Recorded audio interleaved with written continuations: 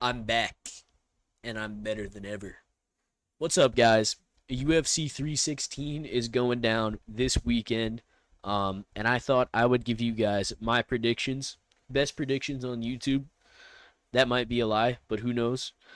First fight, we've got Chaos Williams versus Andreas Gustafsson.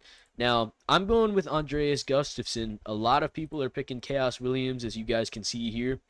But I think Gustafsson is very good. Now, I'm not confident in this pick, and let me tell you why.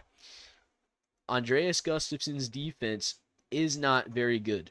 He can get hit, he gets hit pretty often, and Chaos Williams hits very hard.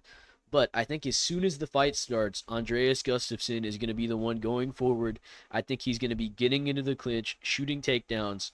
And if you've seen this guy's fight on the Contender Series, you know how good he is in the clinch. He's got amazing elbows and knees. He's got good dirty boxing. And I think he's going to break Chaos Williams within 2 rounds, and I think he's going to be piecing him up with elbows and knees in the clinch. And he's a very strong guy.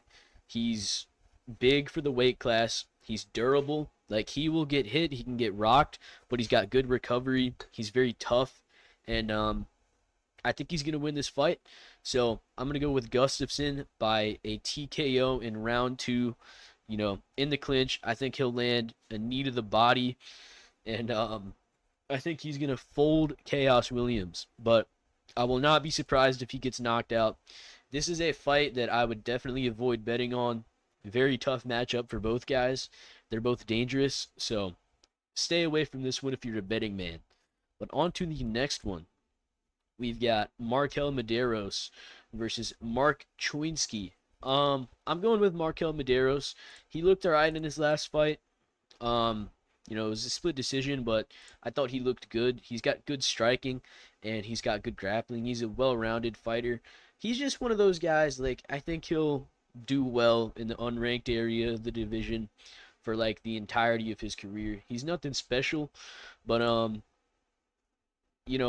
don't know a lot about Mark Choinsky, but look at the people he's beating. Um, I just can't pick him to beat Markel Medeiros because we've seen him have a fight in the UFC against somebody who's pretty decent in Austin Hubbard. Hubbard's not the best, but it's not like he's terrible.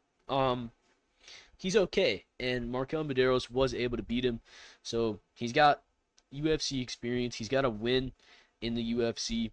Choinsky is coming off a fight at this random promotion against a guy who's 8-7, and all of a sudden he's facing a UFC fighter who's 10-1, who's got good striking, good grappling. He can mix it up.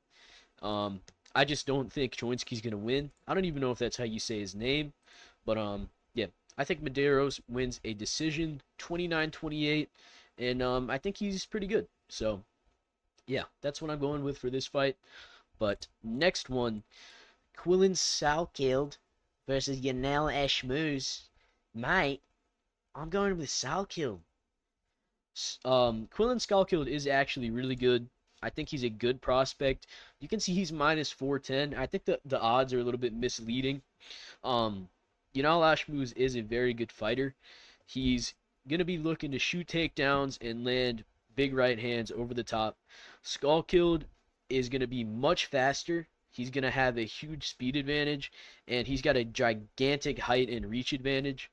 So I think he's going to be able to keep Ashmouz at the end of his jab. He's going to be landing good boxing combos.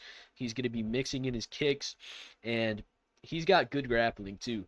I don't think he'll get taken down very easily. If he gets taken down, I think he'll be able to get back up, and I think he could mix in takedowns of his own. He's a very well-rounded fighter, and he's got some heat in his hands.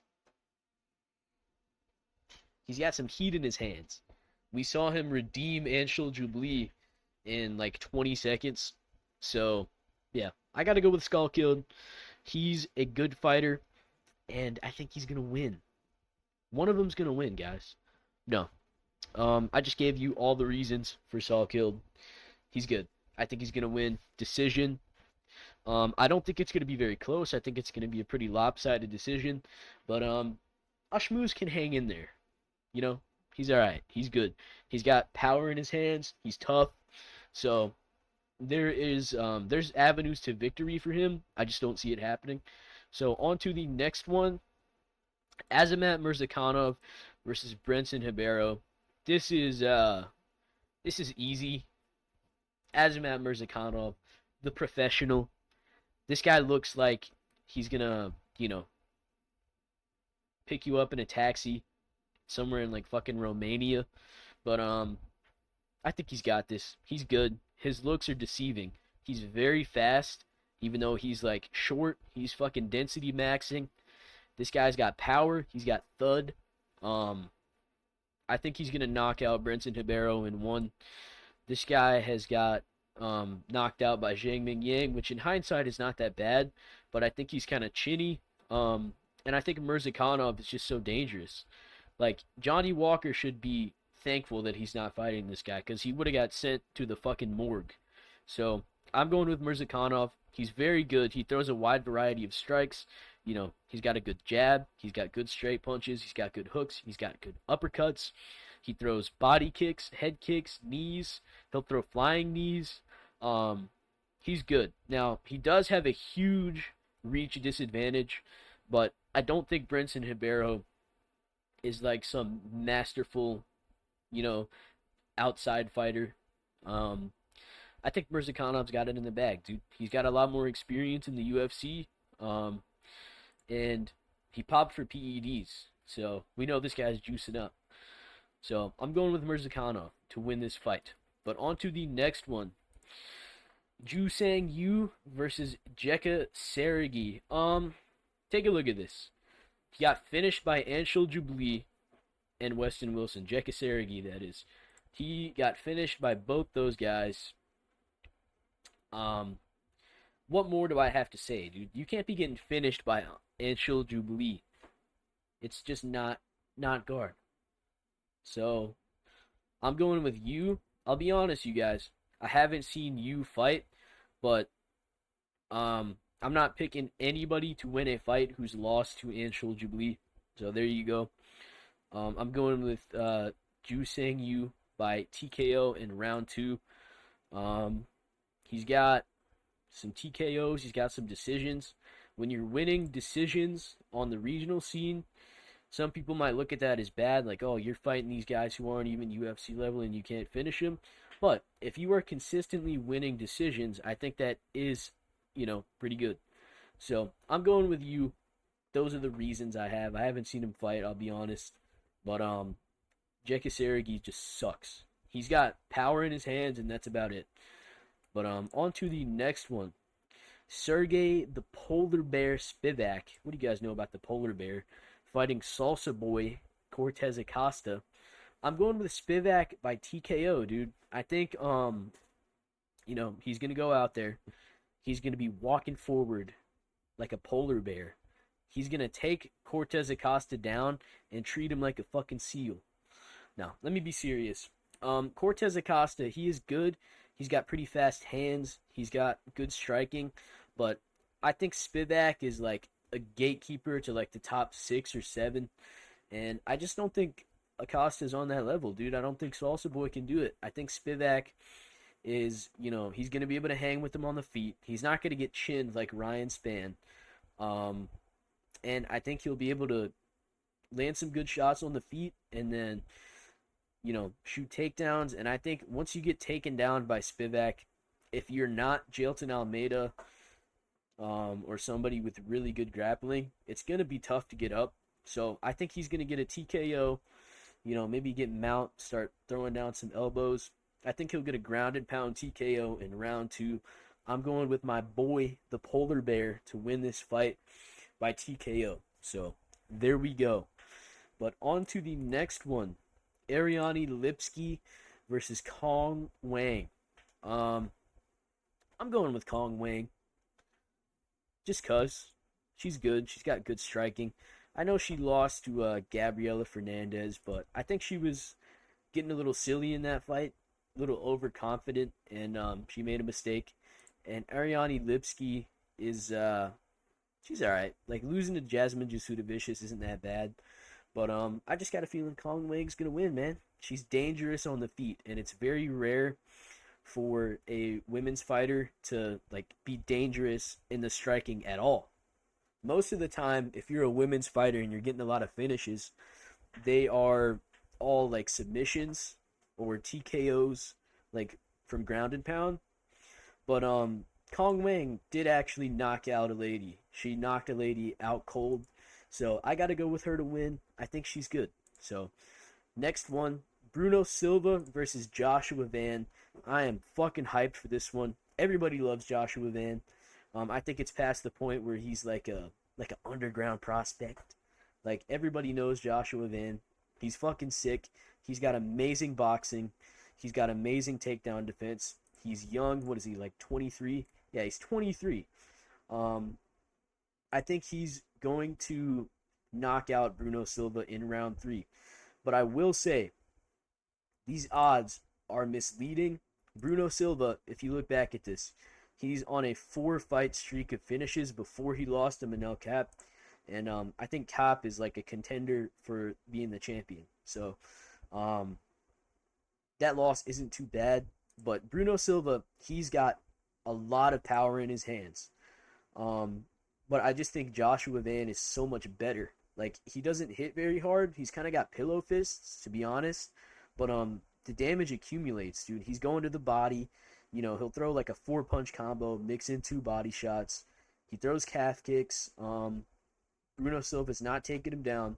The only way Bruno Silva is going to win this fight is if he blasts Joshua Van with a straight right hand or an uppercut and he sleeps him. And that is possible because, you know, getting knocked out by Charles Johnson is a little bit iffy, you know. Like that's you shouldn't that really shouldn't be happening. But I trust in Joshua Van. I trust that he's going to be improving fight to fight. He's very active. He's young. He's got a lot of potential and the boxing is just too clean. Um but Bruno Silva will be the guy who, if there's a hole in the armor for Joshua Van, if he's got a spot in his defense, Bruno Silva is going to fucking sleep him. So this is a scary fight because Bruno Silva does have a lot of finishing potential. But I think Van is just on another level. I think he will be in the top 5 one day. So I'm going with Van to get a late TKO, body shot, headshot combo up against the fence, round 3. That's what I think is going to happen. So on to the next one. Mario Batista versus Patchy Mix. Now, Patchy Mix, 81% of people are picking him on Tapology. And I get it. He is good. He's a great fighter. He's dangerous everywhere. He's got some of the best grappling in the division just by default. He's an amazing grappler, and he's got some dangerous striking. But I'm going with Mario Batista by decision because I think he's got good cardio. He's very durable. He's smart. Like, that fight versus Aldo was disgusting.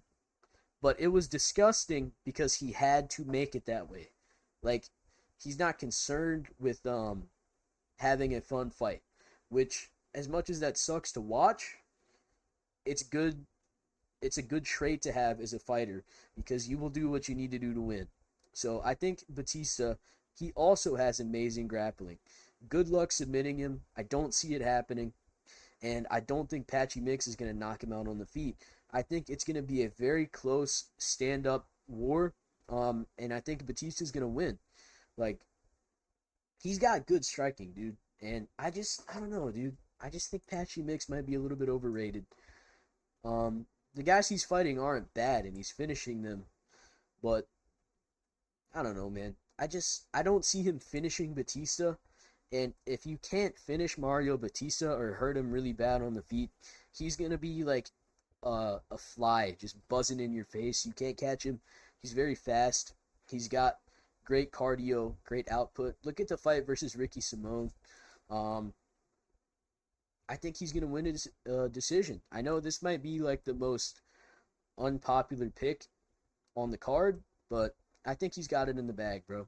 I think it's going to be a close 29-28. I think it'll be a fun fight, and I think he's going to come out on top. But on to the next one. Vicente Luque versus Kevin Holland. I've been flip-flopping on this.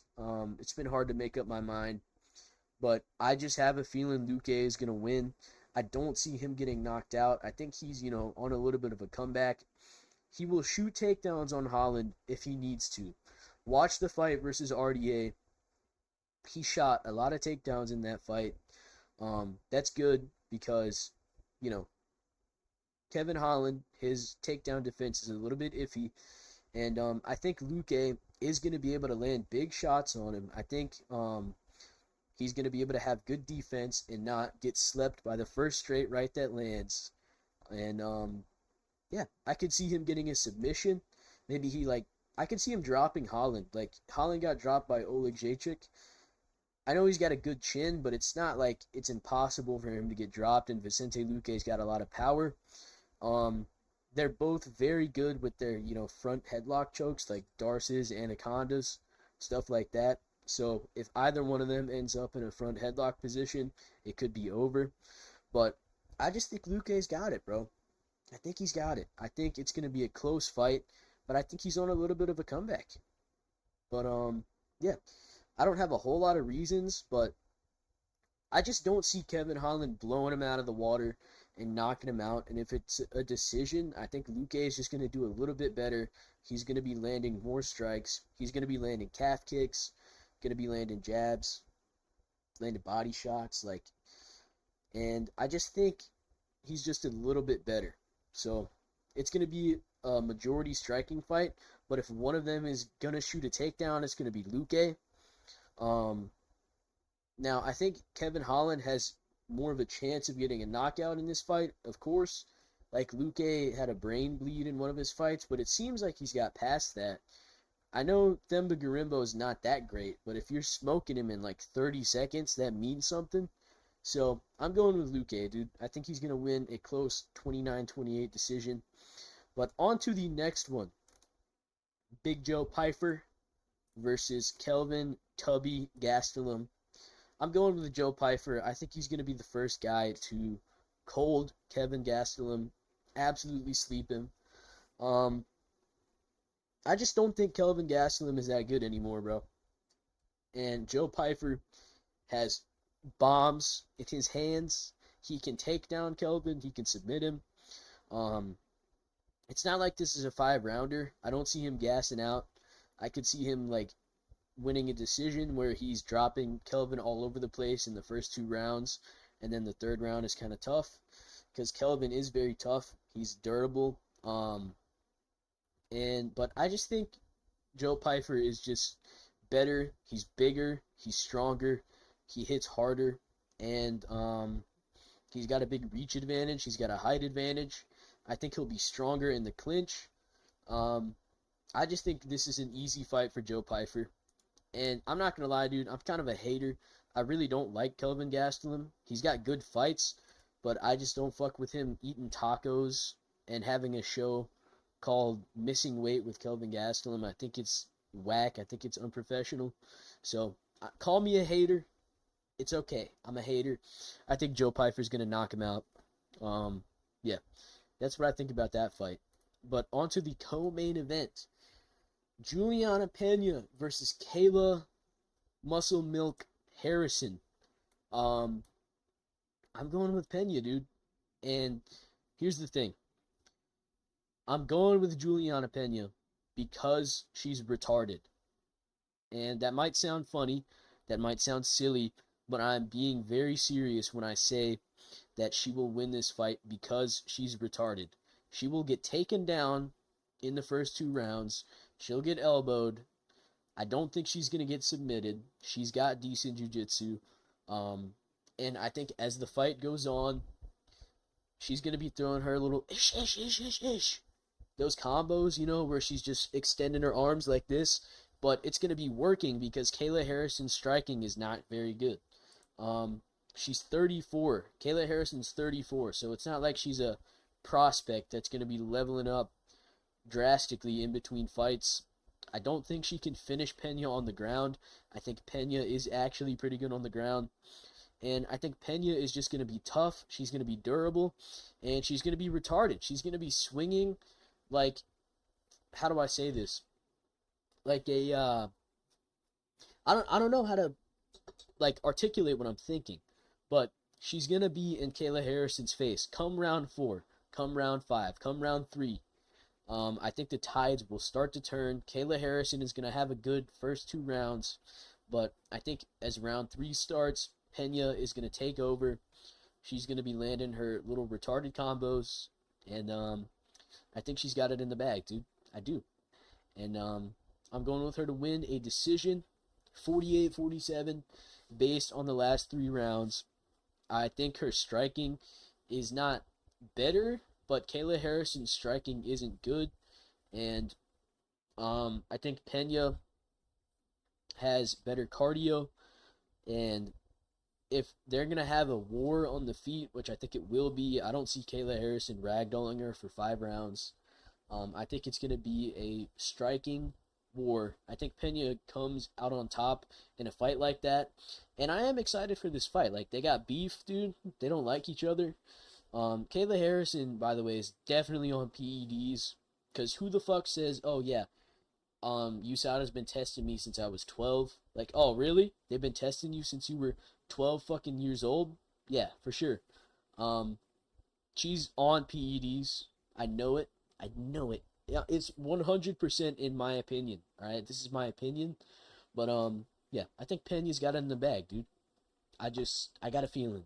Sometimes with fights like this, you have to just go with what you feel is gonna happen. It doesn't matter if it makes sense because WMMA doesn't make sense anyway. It doesn't. It doesn't. So Pena's gonna win. Come back to this video when Juliana Pena wins. But on to the main event. Sean O'Malley versus Marabi. I gotta be honest with you guys. I'm a huge O'Malley fan, right? If you guys are watching my channel, you know this. I love the way he fights. He's one of my favorite fighters. And I think he will win the fight this time. Now, let me tell you why. Before you guys go crazy, because I know a lot of people act like this is just completely outlandish. The first fight was very close. Round 1 was a close round. Round 3, O'Malley got that round. And round 5, he hurt Merab very badly. Okay? So, I think he lost the fight, but it was a 48-47. A lot of people say, like, Merab took that fight 5-0. I think those people just don't like O'Malley. And if you don't like him, I get it. But I think in that fight, O'Malley had a bad game plan. He was closing a lot of distance, spamming right hands to the body, and Merab was actually the one who was just moving around on the outside, circling, throwing kicks, waiting for an opportunity to shoot a takedown. I think it'll be different this time. I think it's going to be a pretty boring fight, and I think they will both be, standing at range. I don't think O'Malley is going to be throwing as many punches this time. I don't think he's going to be going forward as much. I think he will stay on the back foot more and make Merab come to him. I think he's going to be throwing more teeps, jabs. I think he's going to be throwing, body kicks, head kicks. And I think he's just going to have a better game plan. And in that first fight, I think Merab fought perfectly, and I think O'Malley fought terribly, and it was still very close. So I think this time O'Malley's going to have a better game plan. I don't think Merab can replicate what he did last time. And the thing about this fight is O'Malley is the only guy that Merab can't just walk down and show reckless abandon because he's so good at striking. He will find an opening. I think he will drop Merab at least once in this fight. And, O'Malley's not been jaying his pee, dude. He's been locked in. He's not been doing his silly little podcasts and gaming, drinking his THC with Tim Welch, Big Red. He's been hanging out with Big Schmidt, hitting pads, hitting the bag, sprawling. And I think he's got it. So, yeah, I'm going with O'Malley by decision. I think it's going to be a close fight, but I think O'Malley is going to be throwing more long-range weapons, more jabs, throwing more teep kicks, throwing calf kicks, just, not trying to close distance as much on Merab, making Merab come to him. trying to counter. I think he's going to be landing some good knees up the middle. He'll get taken down, but I don't think it'll be, as much as the first fight. And I think he will be able to get back up. And I think he's going to win a decision. And if it's close, like, who do you think they're going to give it to this time? It was already close the first time. If it's any closer, Sean's going to win. And another thing, Merab is just giving Sean 25 more minutes to find his chin. And Sean is the best guy in the division at doing that. So I got a feeling in my nuts that Sean is going to win. So I've got to go with it. I hope you guys enjoyed the predictions. Have a good day.